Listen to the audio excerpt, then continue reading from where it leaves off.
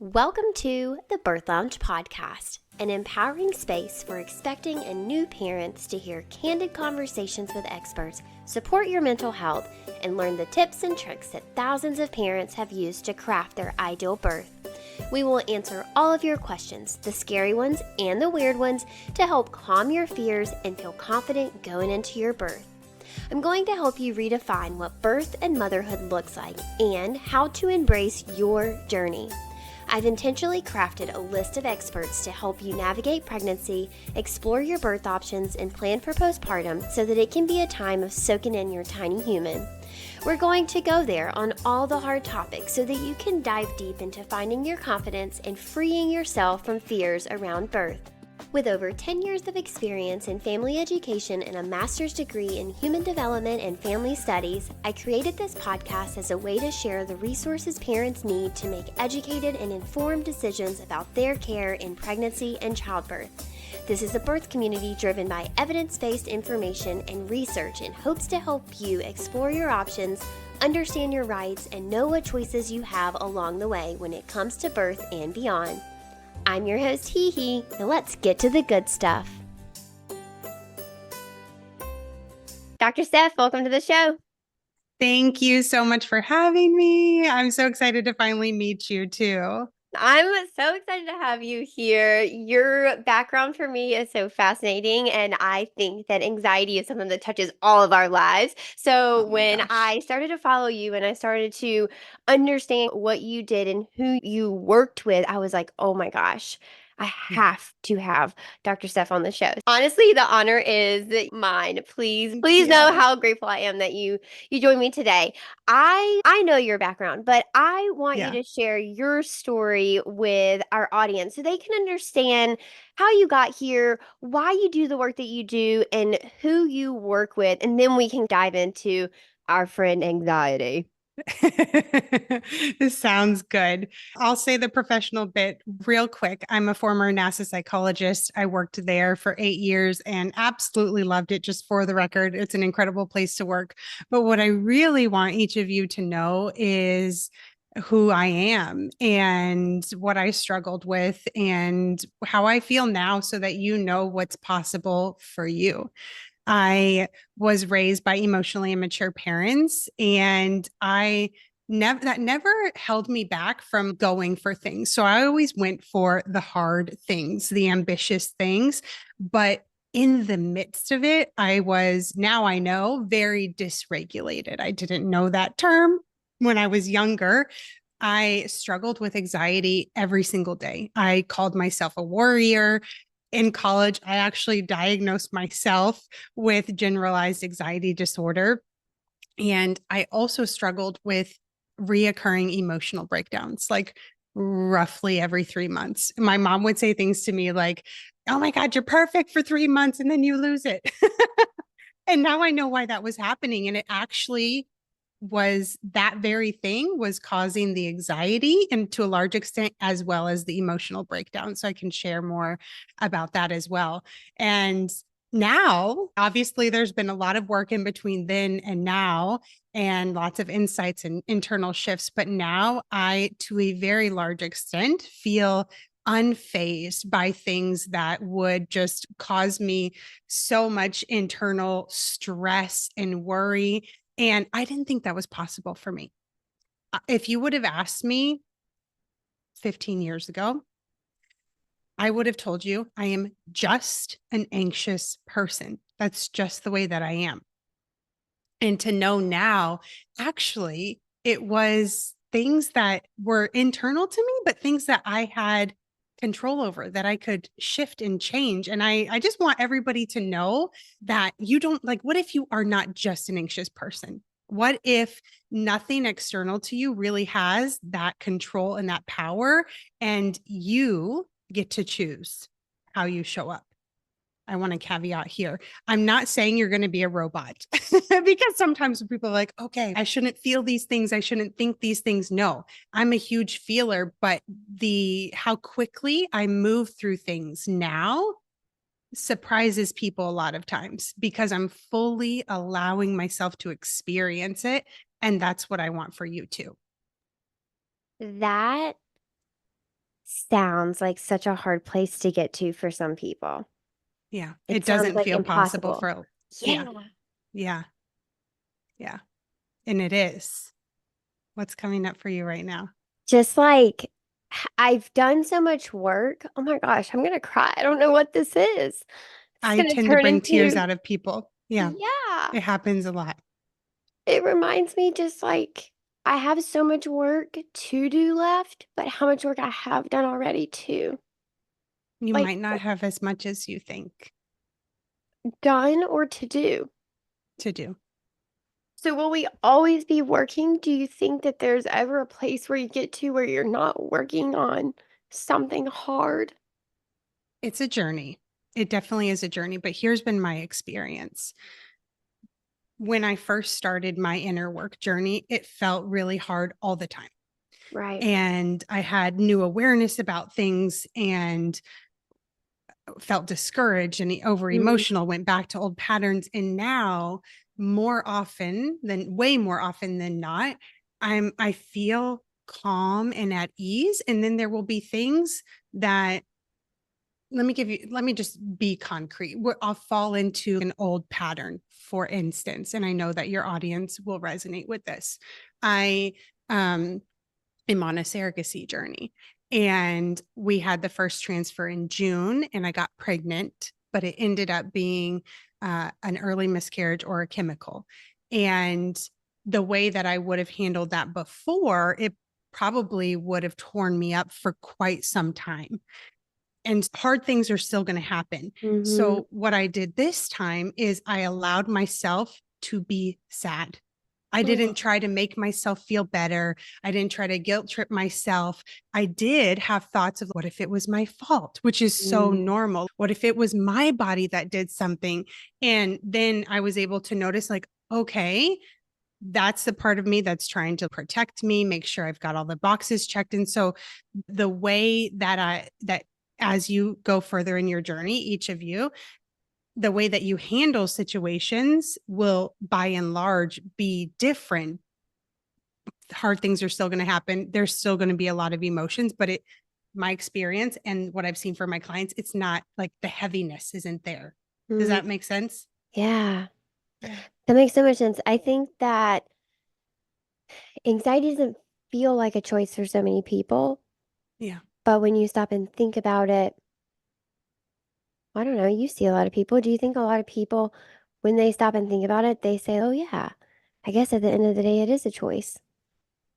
Most people do not recognize the choices that they have. I host in person retreats. And one of the things that I love about the in person experience is that I put people through experiences or activities where they get to feel the Mm, insight, not just yeah. logically learn it. Because it's one thing to know, oh, I have so many choices, like cognitively. And it's a whole nother thing for me to walk you through a 27-second activity and for you to feel it in every part of your body. That is where a lot of breakthroughs come and happen for people. And they start to see all the choices that they have and all the opportunities for shifts. Mm, yeah, those shifts. Okay, so what you have said applies so much to birth, right? Everything you just said, I was like, yeah, and in birth, and in birth. Yeah. So when I think about my clients and I think about the anxieties that come up for people in, let's start with pregnancy, right? Like, Yeah. how do I know that my baby is okay? Just like constant worry about your baby's well-being. And Mm. I'm worried I'm if I'm going to be a good mom. How do I know if I'm going to be a good mom? I'm worried I'm not going to be a good Yeah. mom. Anxiety around the birth, the labor, making decisions for your baby or in that birth Yeah. process. How do you suggest that someone begin to take this on and take control of that anxiety? Start to Yeah. maybe realize and recognize consciously those choices that are in front of them. Right. Okay. I wish I could solve all of this today. However, I want to take a few of these and dive down a few specific things that may be helpful. The first one that you mentioned, I think, was is my baby going to be okay? That's such a normal, common worry because One, I'm thinking of a first time mom never carried a baby, and you never know. There is that uncertainty. And the first thing that I like to guide people to is intuition versus fear or intrusive thoughts. What I have found is most people don't know how to distinguish between the two of those, and they mistake their fear for intuition. One quick phrase to have in your mind to help you distinguish between the two is fear is frantic, intuition is calm. And fear can follow intuition. I'll go a little bit more into that. However, most people have had the experience where they don't know why they know, but they just know something. Just a gut feeling. It's just Right. there. It is. And it's not dysregulating. The whole body isn't consumed and worried. It's not like intrusive thought. It's just, I don't know why I know, but I know. This is how I felt when I left NASA and opened my own business. I don't know why, but this is the time. I'm going to do it. And now I had that initial intuition. And so this is the next thing that tends to trip people up when they know that. Okay, I have this intuitive feeling. And then sometimes afterwards, fear comes up. And then they're like, oh my gosh, maybe this means that something's wrong, or that I shouldn't do something, or that I need to check on it. And they're thinking that fear is truth, but fear is just there to protect you. I like to think of fear as a friend, which most people are like, excuse me? What if you saw fear as a friend that has terrible advice? We all have friends that they mean the best, but they've got terrible advice. So you just humor them, thank them, genuinely love them, and you don't take their advice. So when I'm pregnant and I have these worries coming up, and this is obviously applicable to any situation, but I'm just going to use this example. I have these worries coming up.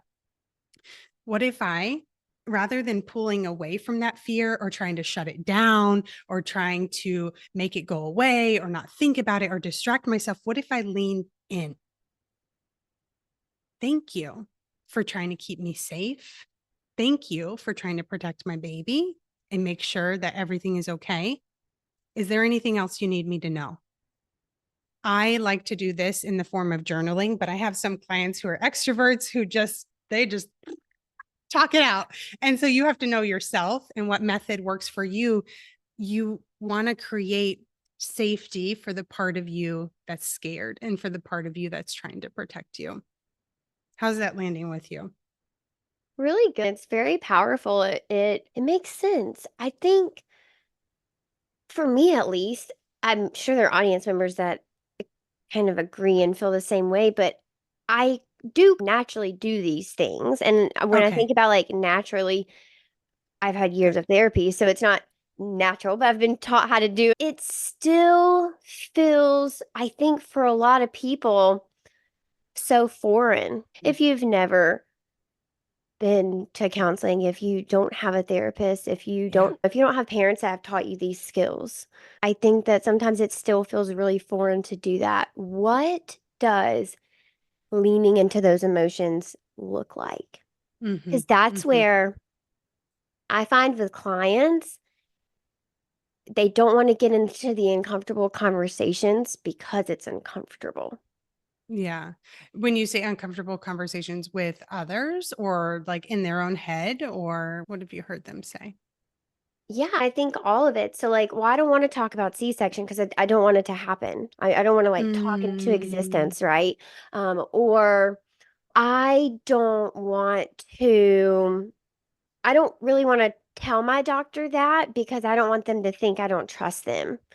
Like being afraid to okay. set boundaries. What does it look like to be scared of something, to say, to have that thing that's, oof, I don't want to have that conversation. I don't want to think about that because it's scary. I don't want to think about that because I couldn't imagine losing my child or whatever it is. Yeah, that makes sense. Let's do the doctor one first. Yeah. When somebody says, I don't want to tell my doctor that because I don't want them to think that I don't trust them, say that first.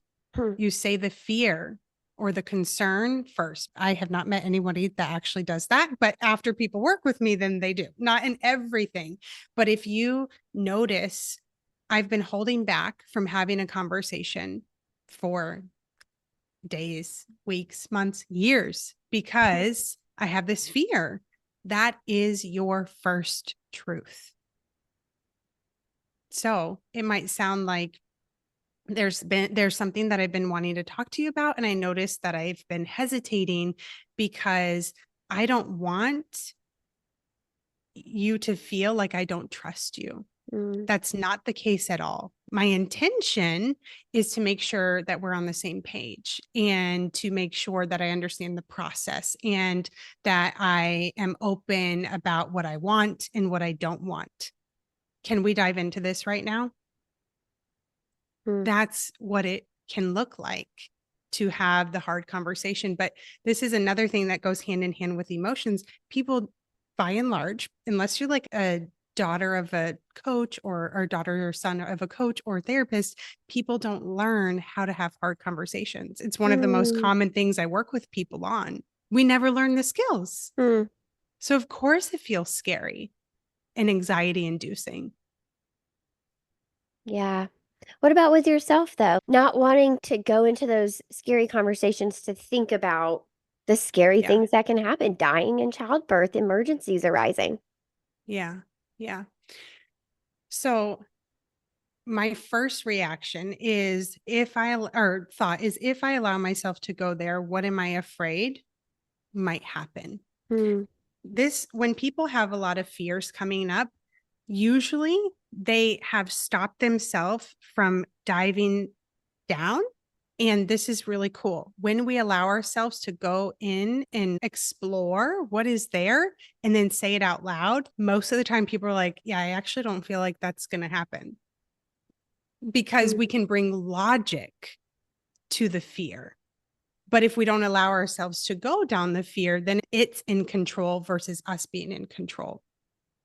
Now, I'm not saying you have to sit and swirl around with what if I die during childbirth and what if all these things. I haven't personally had that fear come up and I've not had a client bring that up to me. So I'm like on the fly thinking through this at the moment. But many times when people express anxiety or fear, if I guide them through, okay, what are you afraid might happen? And if that happens, what are you afraid might happen? And if that happens, what are you afraid might happen? Then it's, they're like, oh, actually, that doesn't feel like it will now that I allowed myself to go there. And so it can be scary, but what if you do allow yourself? Sometimes people are like, what if I focus on it, it's more likely to happen. We're not focusing on it. You're probably focusing on it by not allowing yourself to go there because it's in control. So it keeps replaying and replaying and replaying versus if we like, okay, what's here? Let me explore. Let me look around. Oh, that's an interesting thought. Oh, wow. Part of me is super scared. And then when you allow yourself to look at it and explore it, it can melt away much easier. So one thing that I teach clients that's very in line with that is Yeah. when you have something in labor that you are concerned about, let's take shoulder dystocia.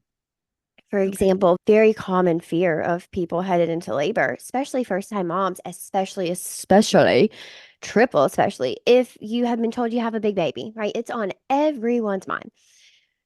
Shoulder dystocia is actually very rare. Even ACOG says this. There are things that we can do to minimize or decrease the risk that it happens. Birthing upright, being off of your tailbone, not being on your back, things like that. 2-step versus 1-step delivery, things like that. When we have clients who are super anxious, we tell them, write it down and then write down 5 to 10 bullet points and start filling in facts. Ask us for the resources. We're happy to provide you with the evidence-based resources, or you can, if it makes you feel better because you want to do something, you do your research and then ask us like, hey, do you guys have anything? Here are the things I found. And then when you have those 10 facts, now how much anxiety you have. Almost always they're like, oh, I feel so much better. And then we talk about, imagine if you had not written it down right then, you would have spent days, weeks, months, up Months until your birth, scared during your about it. birth. Yeah. Totally. What if that was a subconscious fear? You never dealt with it. It ended up Yes. stopping your labor progression. Now you're having stalled labor. You end up with a C-section. It could Yes. really just spiral. And Right. this is why, for us, we just believe so deeply in, I guess, talking about those fears out loud, where I Yes. find that I don't know, a lot of other content Says only avoid wants it. to talk.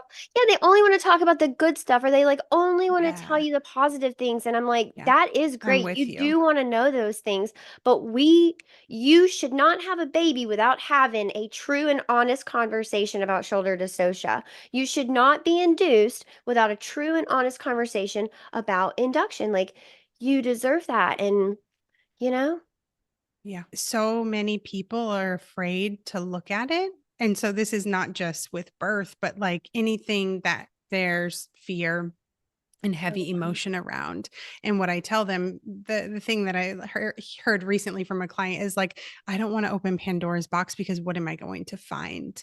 And the wild thing is, and I just throw this out there and I say, what if you believe me? What if you just try this on and believe me right now? Is that when you open Pandora's box, there's an oxygen tank there.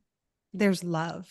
There all the scary fears, if you just zoom out for a second and you think of all the times that you've been afraid that mm, something wasn't going to go well or was going to end horribly or something bad was going to happen, if you jot those down and then ask yourself, how did it turn out?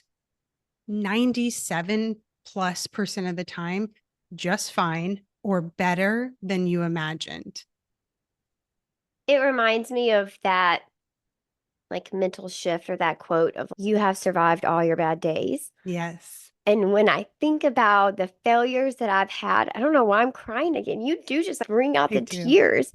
Yeah, When I think it's about the common. failures Yeah, that I've had as a business owner, yeah.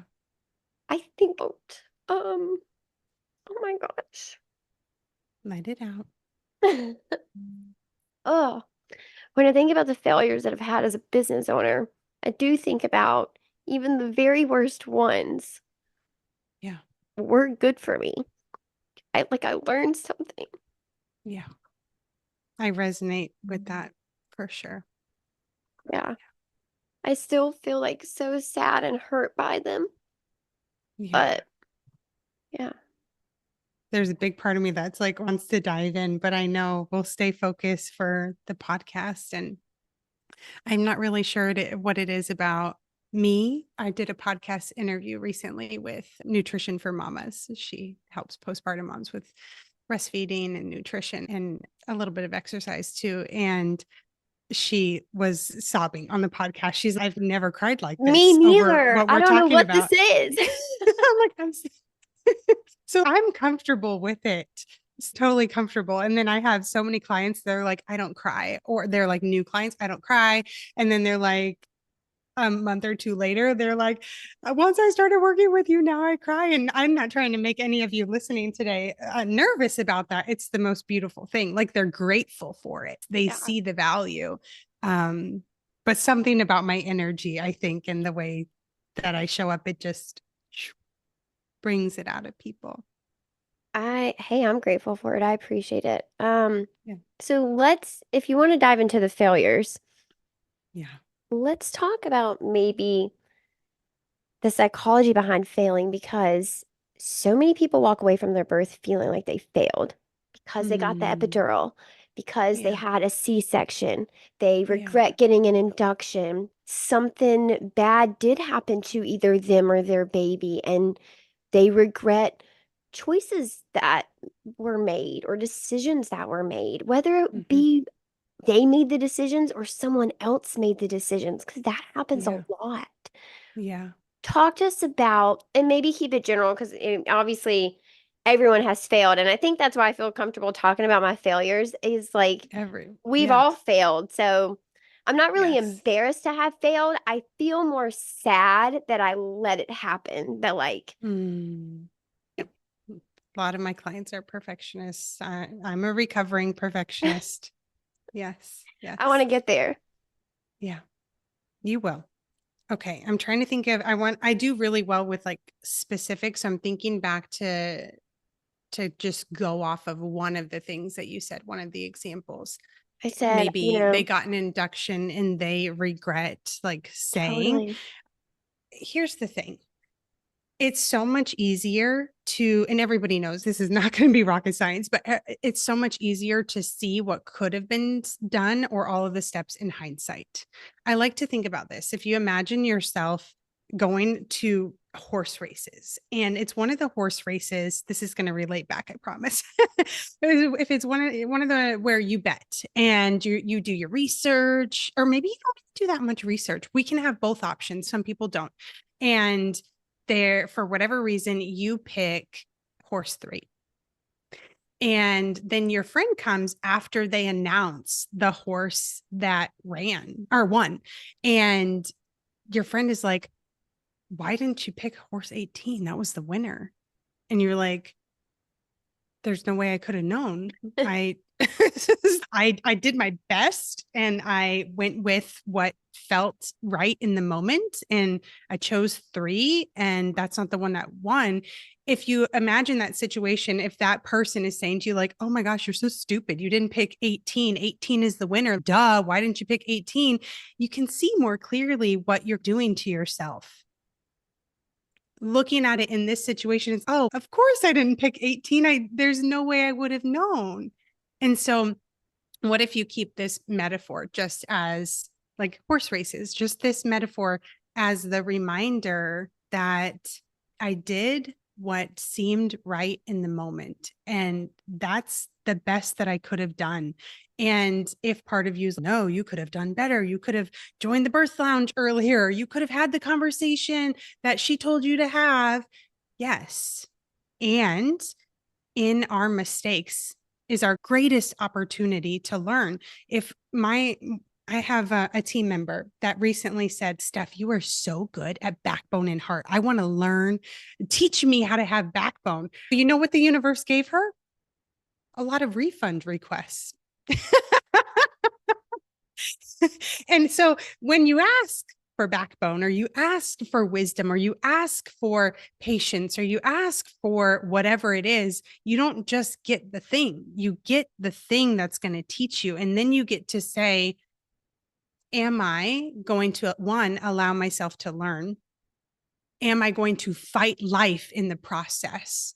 Or am I going to surrender to this and to know that this is here to teach me and to make me stronger and to actually make me the woman that I want to be? And without this experience, I wouldn't be the woman that I wanted to be. To draw it right back to birth, my first baby, it was an unmedicated delivery. I was all about it. And I ended up having a lot of issues pushing, 5 hours of pushing.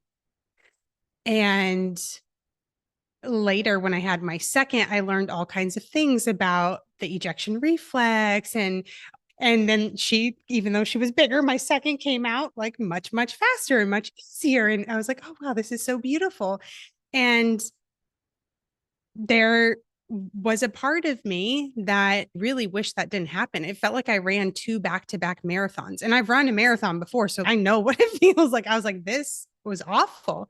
And if that didn't happen, I can see that there's other things, that knowledge that I wouldn't have to be able to share with others, to be able to talk about things that I did to prepare for my second. And so sometimes it's like ideal things sometimes they don't have, or unideal things that you don't want.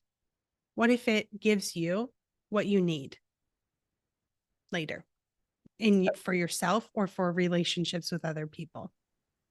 Totally. I can think of so many examples of this in my own life, from things that I learned from past boyfriends that taught me either what I do or don't want. And now Yeah, I have the perfect husband. love that. Things that were good and bad in my childhood that I'll either carry over or I will disconnect from.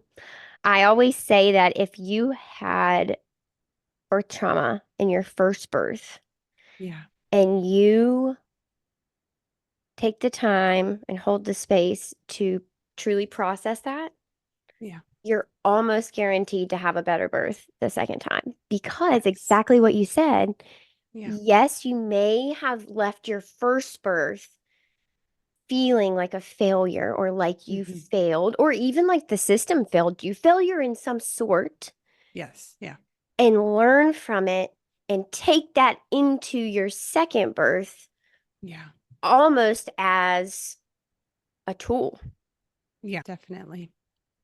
There was something else while you were talking that popped up, and now it's that I wanted to mention. Maybe it'll come back.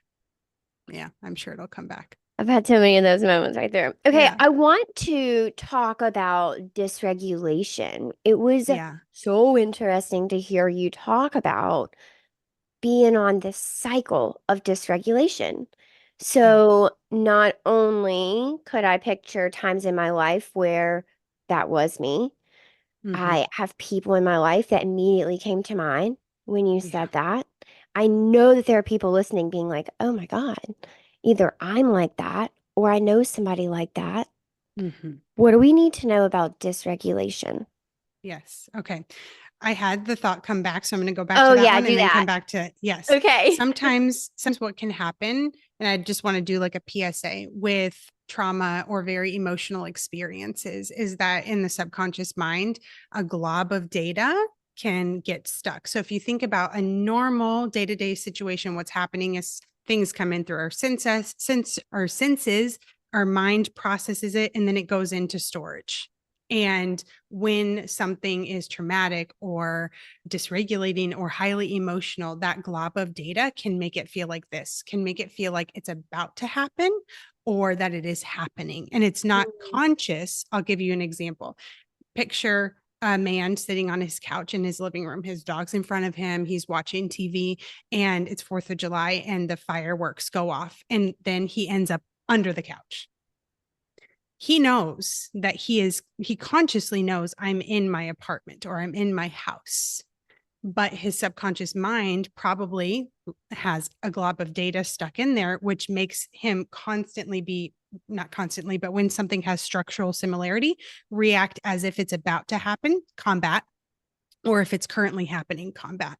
And so part of the work that I do with clients too is we push out this glob of data so that you're not reacting to something that is not happening, which is pain free and beautiful and like really shifting for people so that they're in the here and the now, what they know consciously, their subconscious is on board as well.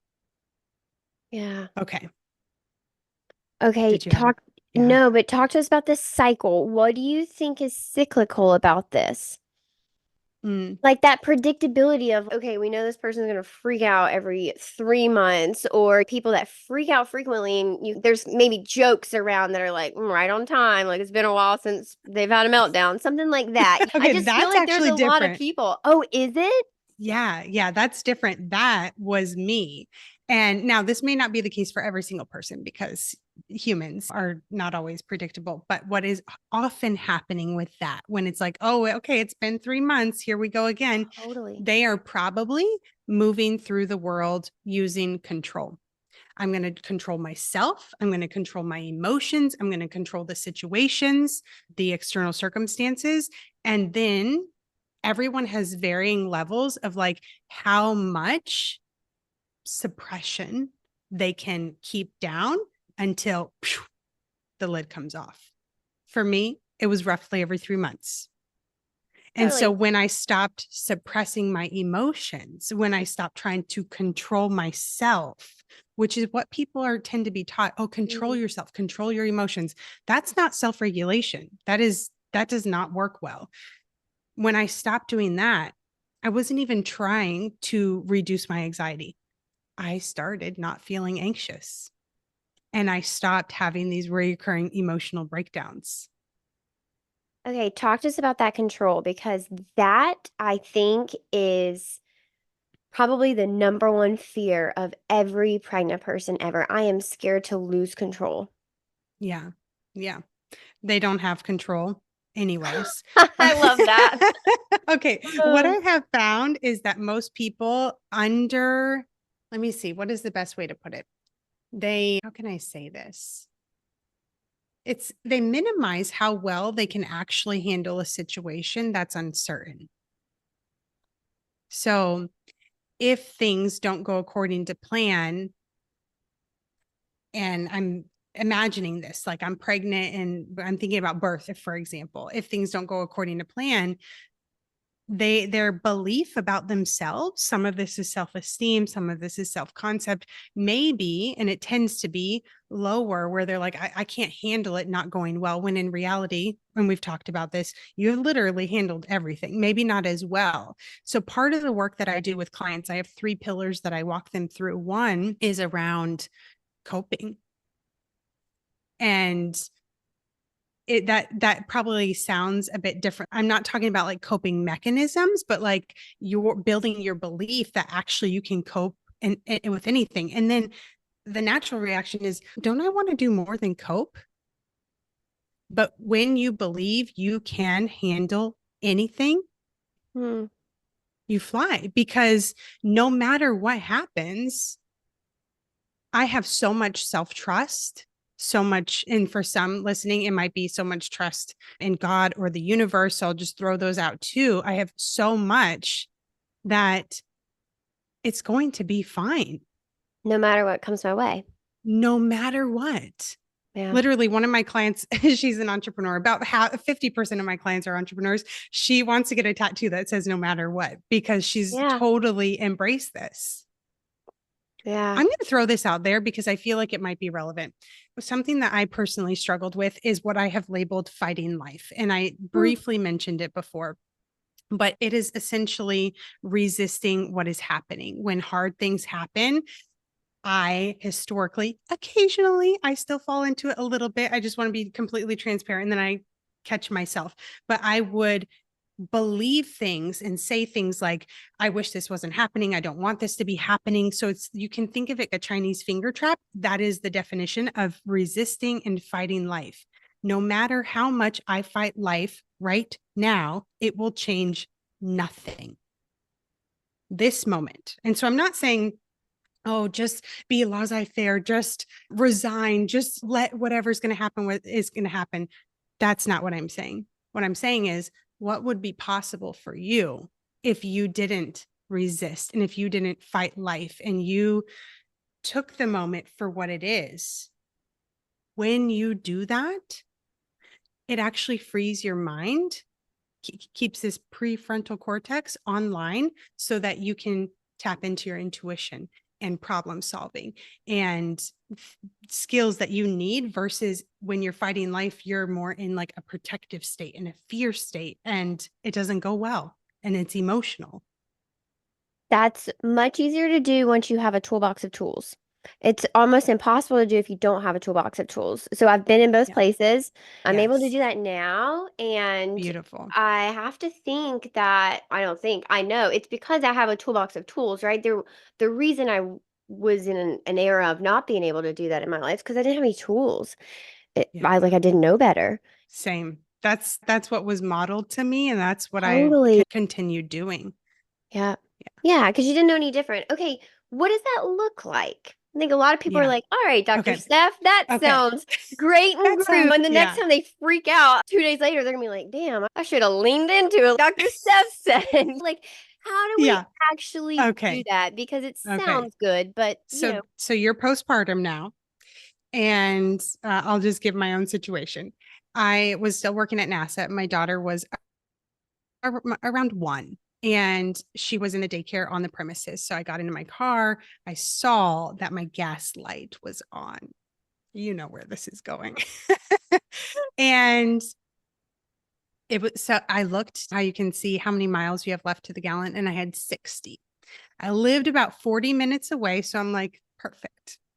I pick her up, put her in the car, drive past gas stations, go on the interstate, and then we're on the interstate, and suddenly I push the pedal and we ran out of gas.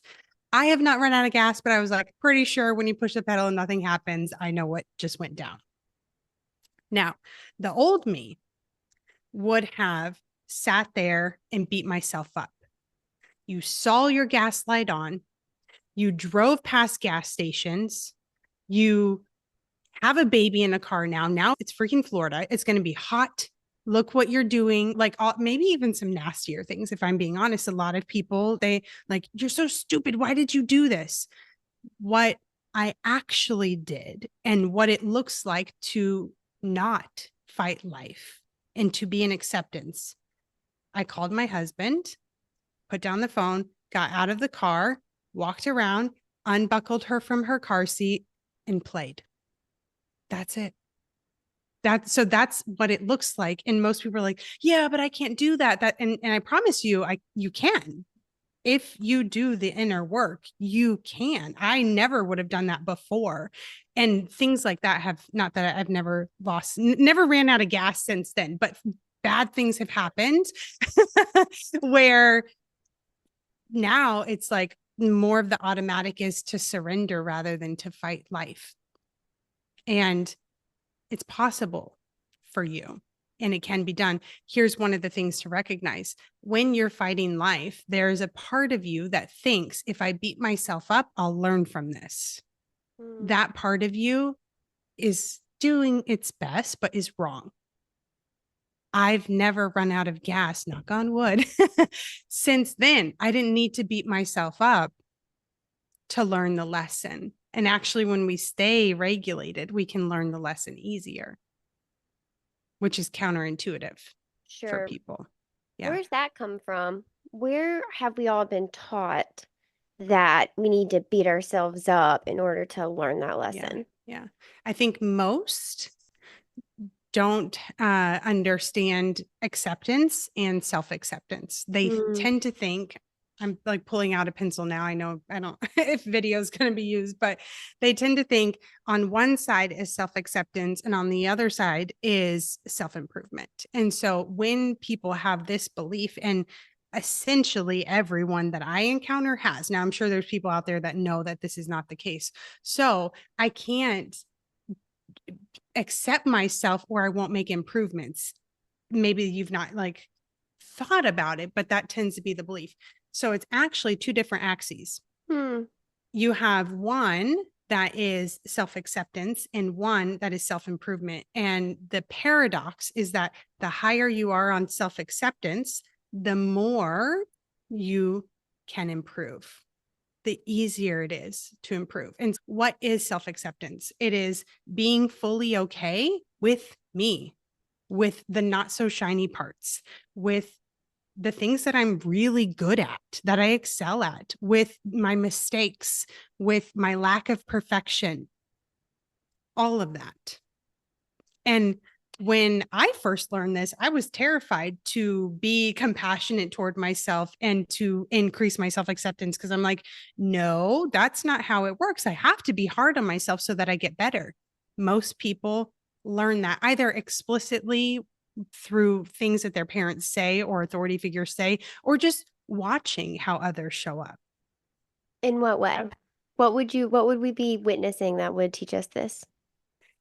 Let's say that you were in the back of the car, just to go back to that example, and your parent was in the front, and then you see them like slam the steering wheel. And it's okay to express anger. So I'm not saying that is bad, but maybe you see them like, maybe they say, oh, I drove past, I should have. And you can see them beating themselves up. So it's not explicit lessons from them. Like you have to talk to yourself poorly, but you're watching them talk to themselves poorly. Or if you made a mistake when you were younger, and this is not just a one-time thing, but if this happened over and over again, for instance, and the way that your parents responded to mistakes was not accepting, it's more likely that you'll have lower self-acceptance because of that. The way our parents influence us as humans is the most bizarre thing to me ever. Yeah. It's just so bizarre to me. I've been diving into that for a lot of years now, and I still feel like there's so much that I don't know, that A lot of people don't know that a Mhm. lot of people my age, I'm 33, are like unlearning the things that our Yeah. parents did to us. And that's something that our parents didn't do. And hopefully our children won't need to. Mhm. So Mhm. my age group is like in a really cool pivotal spot to like Yeah. make a big change. I Yeah. think about Yeah. that a lot. Yeah. Oh yeah, okay. What's coming up for you on that? So something a little random that you might be surprised came up with. I sometimes post about breaking cycles in my stories and stuff. And one day my mom said to me, "Don't you think that we wanted that too? That we did that too?" And I'll just be honest, I no, I did not think you broke any cycles, mom. And that shifted my perspective a bit because maybe I've gone really into it because it's my entire job.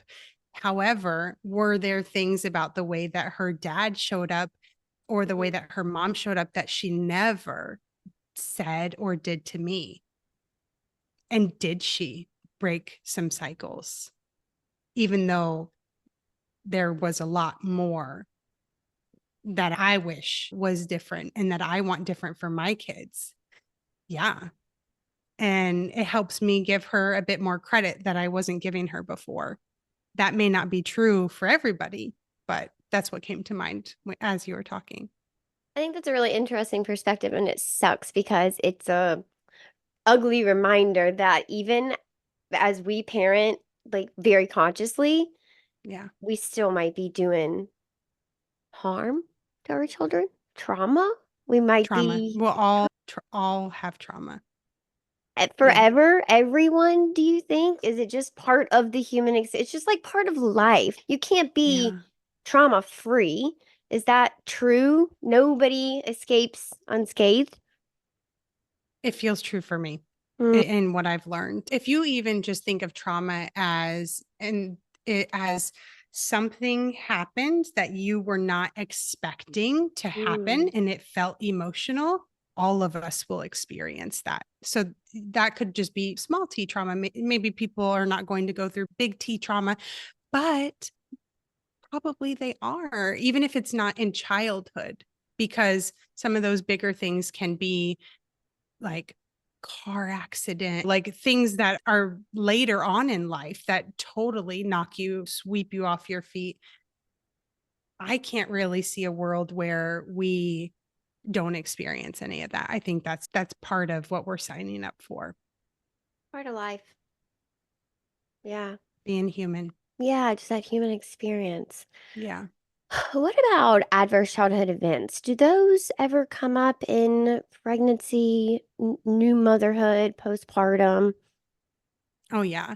A lot of people I found they didn't do inner work before Mm. having kids. And so the act of having children can bring up a It lot, almost a always lot. will. Like if you don't deal with it Yes. before, you will deal with Yes. it when you have children. Yes. Yeah. And even if you deal with it before, there's a deeper layer Ah, once they're here. I will always, say in my always. experience for sure. Yeah. And so if you're listening and you happen to not be pregnant yet, do the inner work.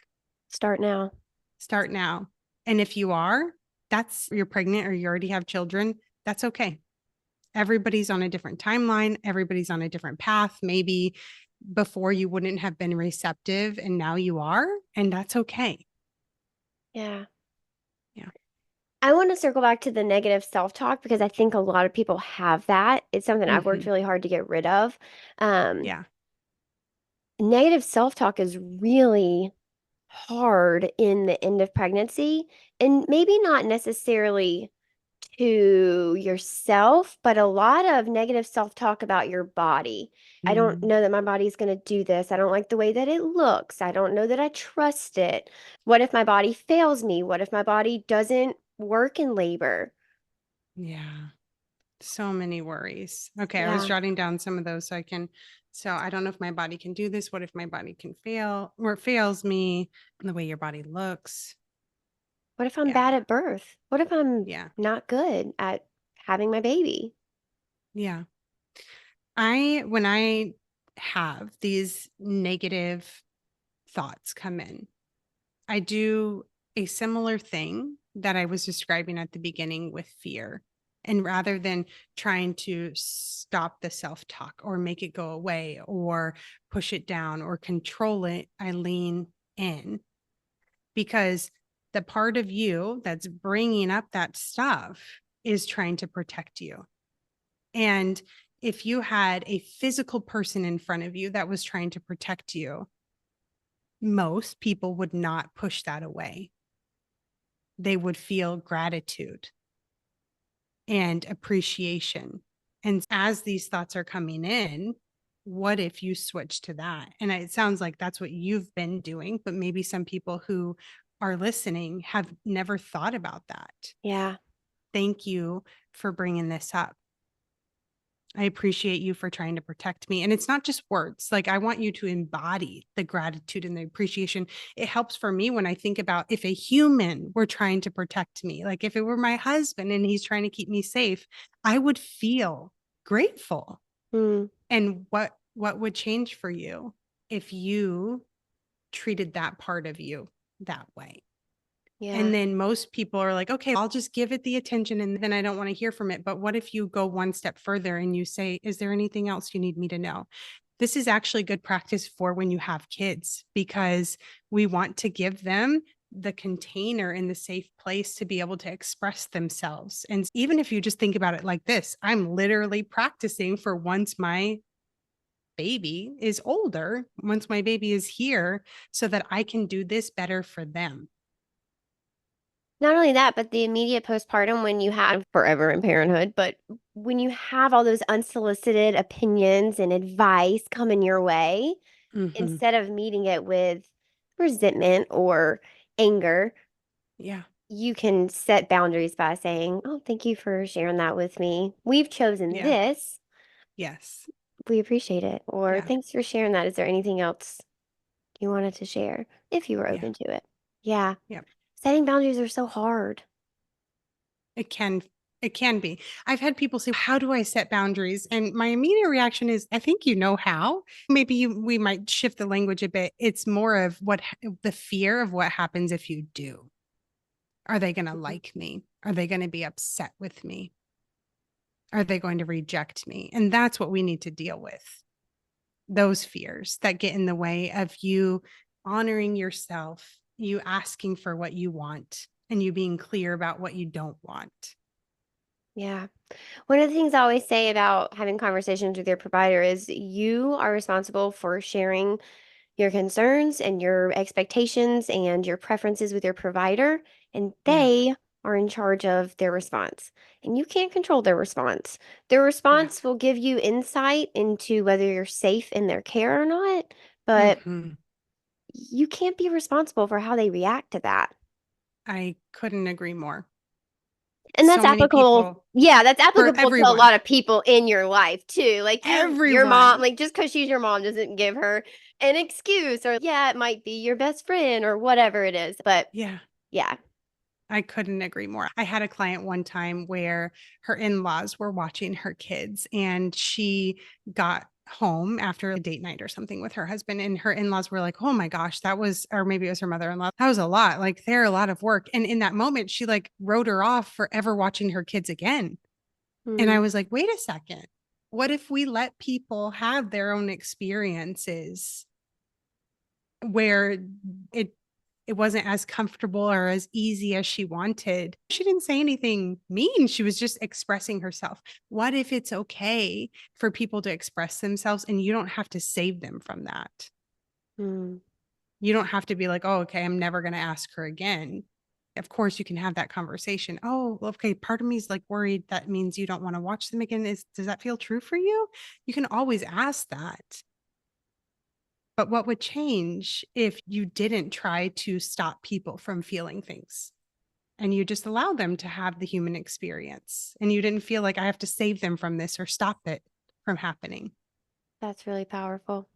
I think about all the people who have lost relationships over the last couple of years in our life, in our country, because that is not a place they can get to or can understand or maybe want to. I don't know. Mhm. Everything Yeah. feels very black and white in our country Yeah. in our lives right now. It's you have to Yes. believe this, or we can't be friends, or you have to do Yeah. this, or you can't work. It's just, it's crazy. Okay, you had mentioned intrusive thoughts a little bit ago, and I want to dive into that because Mm-hmm. very common in postpartum, Mm-hmm. pretty scary. Mm-hmm. And Mm-hmm. I'd love to hear, hey, just a little bit more about intrusive thoughts, but Yeah.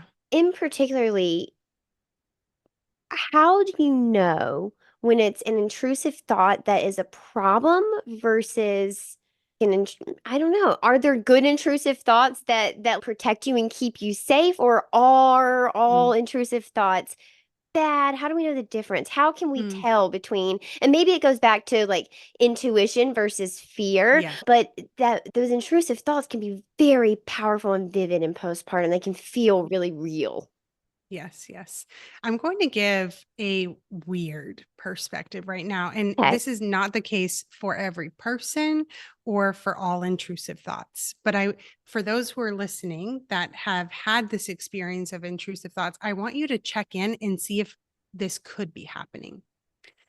When I experience intrusive thoughts, everything in my life is going well. But anytime that I've mentioned it to somebody else, like my best friend, for instance, I told her I will occasionally, like every few years, have a period of time where I keep having intrusive thoughts about my kids or me passing away. And I mentioned that to my friend. She's like, "Oh my gosh, is there something that you're really anxious about right now?" And I'm like, "No, everything is really Mm. good." And so it's the part, this is not always the case. I want to be clear about that, but it's the part of me when that happens that it's maybe the other shoe is going to drop. So I'm going to throw these things out just in case so that we're ready and so that we're prepared. And if you pause and you notice and you tune in, actually, is everything really good right now? It can ease the entire situation. So then when they come in for me, I'm not resisting them or trying to make them go away. I'm not panicking. I'm not like, oh my God, is this really going to happen? It's just, wow, everything that I want right now is happening. And part of me is scared. And what if that's okay? And then a few days later, sometimes it takes a week to pass, it stops happening. What do you say to people who think, okay, if this is temporary, I'm not going to say anything to anybody? About the intrusive thoughts. Yeah. Do you have a specific situation coming up? Because I could go either way. I could say you might not need to, but for others, they might need more support. No, no specific Okay. situation. I'm just thinking of objections that folks might People, have. yeah. I don't really want to do this, so if it's temporary, I won't tell anybody. Or maybe there's embarrassment or guilt or Mm, shame or yeah. anger or something attached to Yeah. that. Yeah. Think through who you talk to. For instance, there are people in my life who, if I told them that, the way that they would respond wouldn't be supportive, wouldn't feel good, would feel more judgmental. And there's other people in my life who, oh, they've been through things like this. They get it. And it Yeah. would be a loving response. And if your reaction is, yeah, I don't have anybody like that in my life, because sometimes that's the reality yet. Yeah. Yeah. And that's why you have opportunity to join the birth lounge, for instance, and things like that, so that you can, especially if you don't have that in your life, you can create it. Yeah. Feels so intimidating. Yeah, it can. It does, yeah. I think for a Yeah. lot of people, they're like, oh, I just can't even think about that. I don't really want to do it. So there's that resistance. And it's, oh, I'm so Yeah. busy. So I say Yeah. that I don't have the time. Obviously, we Hmm. prioritize the things that We want. we Yeah. we want to do. Um, so yeah, I think for a lot of people that feels super hard. Yeah. I feel like we've covered so much. So much. I've Yeah. cried so many times. I've had Yeah. so many moments of, wow, that makes so much sense. I've also Yeah. had so many moments of validation of not only me personally, but what my team does professionally and helping people Mm. prepare for birth, but also process their previous births if they have experienced birth trauma in a way that helps you prepare for your next birth. So this was just so helpful. Is there anything that's on your heart or has been like a download through this episode that you're like, we didn't talk about it and I really wanted to mention it? Mm. The first thing that popped in my head when you said that is the reminder, anything that you're telling yourself, this is just the way that I am, or this is just the way that it is for me. I want you just to consider, what if you are wrong? And that would be the best news ever, because probably that's the case. You just don't yet have the tools that you need, the shifts that you need. The second thing that came up was about decision making. So many of my clients, especially the perfectionist types, worry about making the wrong decision. And so if that's, you're listening today, and if that's on your heart, what if you can't make the wrong decision? I see so many people, they want to have A through Z figured out before they take a step. It doesn't work like that. You have to take a step first and then feel into it. So you go from A to B, feel into it. How does it feel? Do you want to go to C next or D next? And then you take another step and feel into it. That can feel scary, but what I want you to know is that's how it works. Get it in. I'm crying. I love you. Oh my gosh. So Yeah. good. Just like powerful things. And I think everyone listening has something in your life that came up for Yes. you during Yes. this, whether it's now current or things you're worrying about in the future. Oh, Mhm. can we talk about worrying about the future? I know I just said we would wrap up, but I want to talk about worrying about the future because I think it robs so many of us Yeah. in the present moment, and we Mhm. don't know how to stop it. Mhm. Mhm. I know. I'm not going to be able to solve it all today, but Right. that very thing that you said is the thing that won't stop it. If you are trying to come from a place of, I don't want this to be happening, I want this to stop, I want to stop this, why am I feeling this way? That will make it continue. And some, you might be like, well, I don't know, like sometimes it's worked, not permanently. It might temporarily work, but just the act of coming from control is what will perpetuate it. And so I go through a number of different things with my clients subconsciously, but also through my 3 pillars to help them embody these shifts that we've been talking about so that they can move away from control. And if anybody's know I'm a control freak, I am raising my hand right now. I was a control freak. If I did it, you can do it too. I promise. That feels so big to some people. It just Yeah. feels, I think sometimes that's your identity. You Oh, it was identify mine. as a Yes. control freak, right? You identify as someone who just like has anxiety. I'm just an anxious person. And that it can feel so scary to think Shed about, it. yeah, to think about who am I if I'm not that? Mm. Have I not been knowing myself my entire life? That's not who I really was the whole time. No. Did you come out of the womb anxious and a control freak? No, you didn't. That was a response to things Ah, that happened in childhood and your teen years and beyond. So that's not who you are. That's just how you have been. yeah. The things that have previously informed your responses and your reactions and your Yeah. thoughts and your beliefs can Yeah. change. Yeah. Oh Absolutely. my God. Okay, we have to get off of here before I cry again. This has honestly been one of my favorite episodes I have ever done, and we are Oh, more than 300 episodes. So, thank you so much for being here. thank I you. appreciate you. I didn't know what this was going to hold, and I'm glad we did this. Me This was too. good. This was Yeah. very good. How can people connect with you if they wanted to work with you or Yeah. find you on Instagram or all of your socials if they wanted to follow along with your content? Yeah. Best place to find me is on Instagram. Everything's also on Facebook too. My handle is Dr. Stephanie Lopez, Dr. Stephanie Lopez. And If you want to understand more about anxiety than we talked about today and dive deeper, I have a free class. It's just around an hour. Maybe it's like a few more minutes, maybe 69 minutes or so. And I think you'll link it, but I'll just say it just in case. It's www.brave-method.com/anxiety. Oh my goodness. Thank you so much for being here. All right, Thank you you for guys. having me. Yeah, absolutely. All right, you guys, I will see you in the next episode. Be sure to follow Dr. Steph on social media, and you can find me at Tranquility by HeHe or at the.birth.lounge.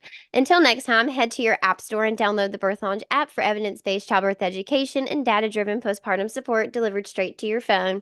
Bye. Thank you so much for tuning in today. I truly do value this community and I love hanging out with you. You deserve to have a birth that you love with a provider that values your autonomy and respects informed consent. It's an honor to be your go-to gal when it comes to preparing for your baby. If you found today's episode helpful, share it with a friend. Share it with someone who could use evidence-based information to help them have an informed and confident birth. I'd love to hear what you have to say and read your sweet words. By leaving us a review, you are helping other expectant mamas and their families find the podcast so that we can reduce birth trauma and improve maternity care in the U.S. one birth at a time. If you're interested in joining the Birth Lounge, go to thebirthlounge.com. If you want to connect with me on socials, you can find me at Tranquility by HeHe on all platforms. Until next time, stay educated, stay supported, stay confident. Bye.